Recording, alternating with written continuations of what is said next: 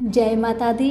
मेरे सभी प्यारे दोस्तों, मैं लक्ष्मी शर्मा बड़ों को चरण स्पर्श, छोटों को प्यार और बराबर वालों को दिल से नमस्कार करती हूँ।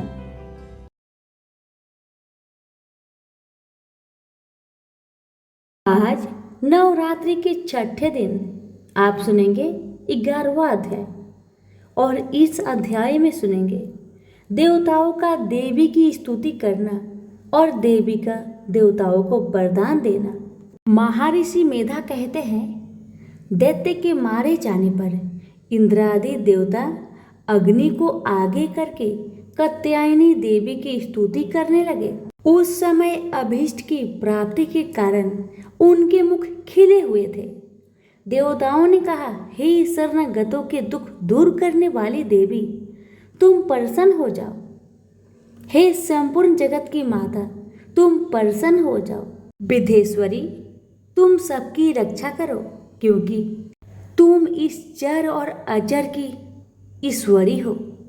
देवी, तुम इस संपूर्ण जगत की आधार रूप हो, क्योंकि तुम पृथ्वी रूप में भी स्थित हो और अत्यंत पराक्रम वाली देवी हो।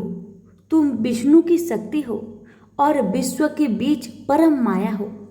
तुमने ही यह संपूर्ण जगत मोहित कर रखा है। तुम्हारे प्रसन्न होने पर ही यह पृथ्वी मोक्ष को प्राप्त होती है।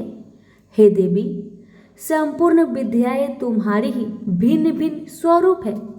इस जगत में जितनी स्त्रियां हैं वह सब तुम्हारी ही मूर्तियां हैं। एकमात्र तुमने ही इस जगत को व्याप्त रखा है। तुम्हारी स्तुति किस प्रकार हो सकती है, क्योंकि तुम परम बुद्धि रूप हो और संपूर्ण प्राणी रूप स्वर्ग और मुक्ति को देने वाली हो। अतः इस रूप में तुम्हारी स्तुति की गई है। तुम्हारी स्तुति के लिए इससे बढ़कर और युक्तियाँ क्या हो सकती है। संपूर्ण जनों के हृदय में बुद्धि रूप होकर निवास करने वाली स्वर्ग तथा मोक्ष प्रदान करने वाली नारायणी देवी, तुमको नमस्कार है। काला काष्ठा आदि रूप से अवस्था परिवर्तन की और ले जाने वाली तथा प्राणियों का अंत करने वाली नारायणी, तुमको नमस्कार है। हे नारायणी, संपूर्ण मंगलों के मंगल रूप वाली, हे शिवे, हे संपूर्ण प्रयोजनों को सिद्ध करने वाली, हे शरणागत वत्सला, 3 नेत्रों वाली गौरी, तुमको नमस्कार है। सृष्टि स्थिति तथा संहार की शक्ति भूता सनातनी देवी, गुणों का आधार यथा सर्व सुखमयी नारायणी, तुमको नमस्कार है। हे शरण में आए हुए शरणागतों, दीन दुखियों की रक्षा में तत्पर संपूर्ण पीड़ाओं को हरने वाली, हे नारायणी, तुमको नमस्कार है। नारायणी, तुम ब्राह्मणी का रूप धारण करके हंसों से जुटे हुए विमान पर बैठती हो तथा कुशा अभिमंत्रित जल छिड़कती रहती हो, तुम्हें नमस्कार है।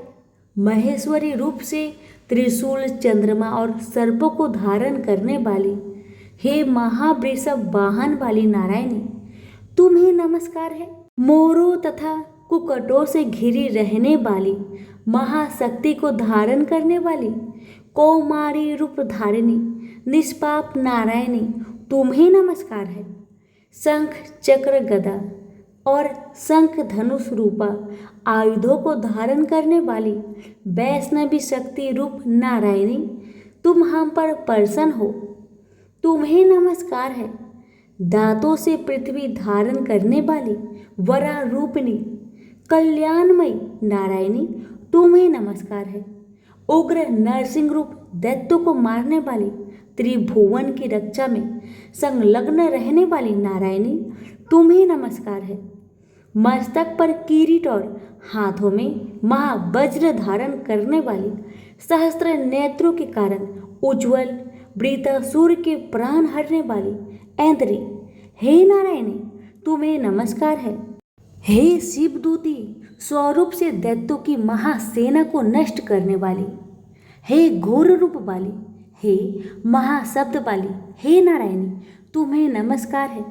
दांतों के कारण विकराल मुख वाली, मुंड माला से विभूषित मुंड मर्दिनी चामुंडा रूपा नारायणी तुम्हें नमस्कार है।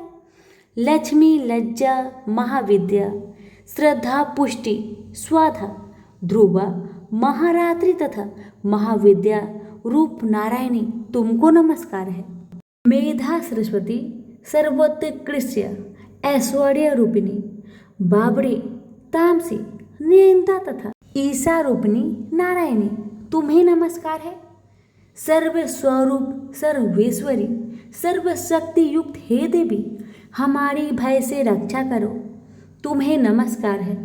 हे कात्यायनी तीनों नेत्रों से भूषित यह तेरा सौम्य मुख सब तरह के डरों से हमारी रक्षा करे तुम्हें नमस्कार है।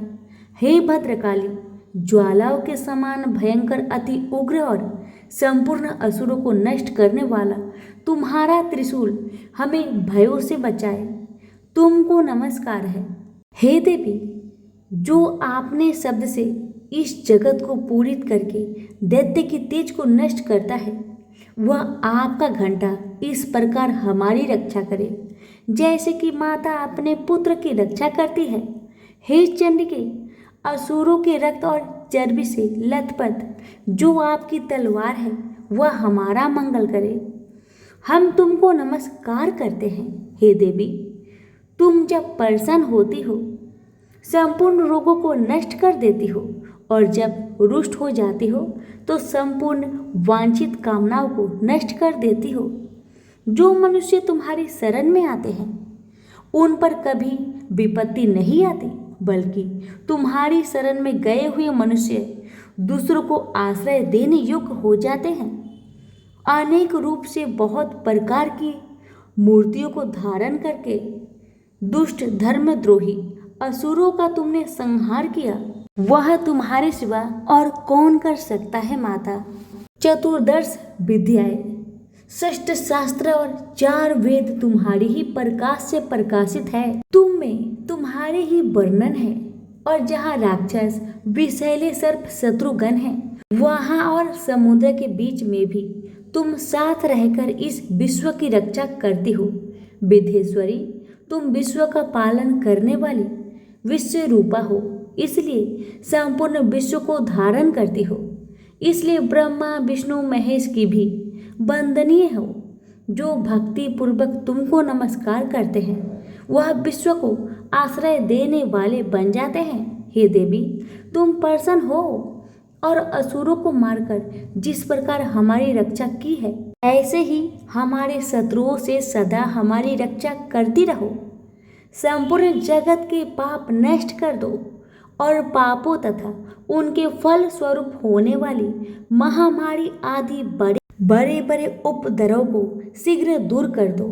विश्व की पीड़ा को हरने वाली देवी शरण में पड़े हुए पर प्रसन्न हो। त्रिलोकी निवासियों की पूजनीय परमेश्वरी हम लोगों को वरदान दो। देवी ने कहा हे देवताओं मैं तुमको वर देने के लिए तैयार हूँ। आपकी जैसी इच्छा हो वैसा वर मांग लो मैं तुमको दूंगी।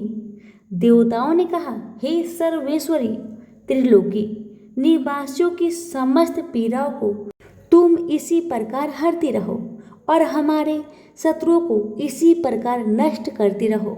देवी ने कहा वैवस्वत मनवंतर के 28 युग में 2 और महाअसुर शुंभ और निशुंभ उत्पन्न होंगे। उस समय मैं नंद गोप के घर में यशोदा के गर्भ से उत्पन्न होकर विंध्याचल पर्वत पर शुंभ और निशुंभ का संहार करूंगी। फिर अत्यंत भयंकर रूप से पृथ्वी पर अवतरित होकर मैं बेवपरिचित नामक दानवों का नाश करूंगी। उस भयंकर महाअसुरों को भक्षण करते समय मेरे दांत अनार के पुष्प के समान लाल होंगे। इसके पश्चात स्वर्ग में देवता और पृथ्वी पर मनुष्य मेरी स्तुति करते हुए मुझे रक्त दंतिका कहेंगे। फिर जब 100 वर्ष तक वर्षा न होगी तो मैं ऋषियों की स्तुति करने पर आयोनिज नाम से प्रकट होंगी और अपने 100 नेत्रों से ऋषियों की ओर देखूंगी। अतः मनुष्य सतासी नाम से मेरा कीर्तन करेंगे। उसी समय में अपने शरीर से उत्पन्न हो प्राणों की रक्षा करने वाले शाकों द्वारा सब प्राणियों का पालन करूंगी और तब इस पृथ्वी पर शाकंभरी के नाम से विख्यात होंगी। और इसी अवतार में मैं दुर्ग नामक महाअसुर का वध करूंगी और इससे मैं दुर्गा देवी के नाम से प्रसिद्ध होंगी। उसके पश्चात जब मैं भयानक रूप धारण करके हिमालय निवासी ऋषियों महाऋषियों की रक्षा करूंगी, तब भीमा देवी के नाम से मेरी ख्याति होगी। और जब फिर अरुण नामक असुर तीनों लोगों को पीड़ित करेगा, तब मैं असंख्य भ्रमरों का रूप धारण करके उस महादैत्य का वध करूंगी। तब स्वर्ग में देवता और मृत्युलोक में मनुष्य मेरी स्तुति करते हुए मुझे ब्राह्मणी नाम से पुकारेंगे।